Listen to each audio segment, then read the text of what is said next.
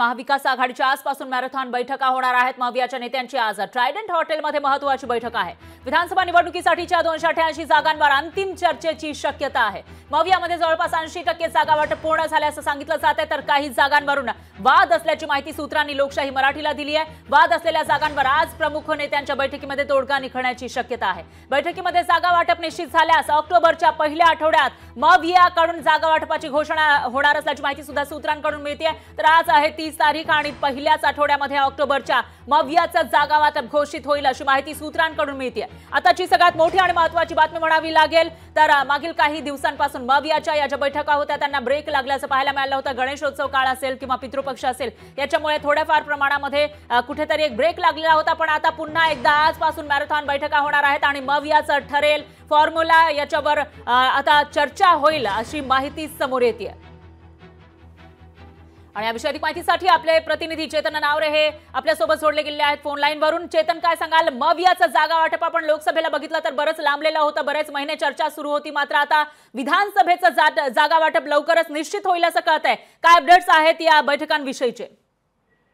निश्चितच फार एकंदरीत आपण पाहिलं असेल की महाविकास आघाडीमध्ये सध्या काँग्रेस असेल किंवा राष्ट्रवादी पवार गट असेल आणि शिवसेनेचा ठाकरे गट असेल, तिन्ही पक्षांकडून सध्या अधिकाधिक जागा मिळवण्याचा प्रयत्न केला जात आहे। मुख्यमंत्री पदाचेही दावे केले जात आहेत आणि त्यामुळे जर मुख्यमंत्री आपल्या पक्षाचा असावा तर अधिकाधिक जागा निवडून देण्याचं लक्ष तिन्ही पक्षांचं आहे आणि त्यामुळेच अधिकाधिक जागा पदरात पाडून घेण्यासाठी आजची ही बैठक आहे ती महत्त्वाची मानली जात आहे। विशेषतः ज्या जिंकून येणाऱ्या जागा आहेत त्यासाठी तिन्ही पक्ष आग्रही दिसून येत आहेत।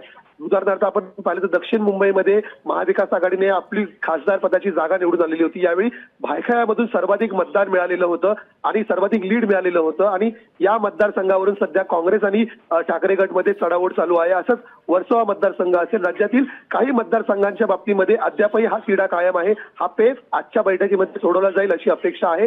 तुर्तास तरी 80%हून अधिक जागांचं वाटप आहे ते झालेलं आहे। त्यामुळे नवरात्रीच्या एकंदरीत आपण मुहूर्तावरती पाहू शकतो की महाविकास आघाडीकडून पहिल्या 100 ते 50 जागांचं जे घोषणा आहे ती होण्याची शक्यता आहे आणि त्या जागांवरती आजच्या बैठकीमध्ये शिक्कामोर्तब होऊ शकतं। फरा निश्चितच चेतन, धन्यवाद तुम्ही दिलेल्या या सविस्तर माहितीसाठी। या विषयाची अपडेट आपण तुमच्याकडून घेत राहूया।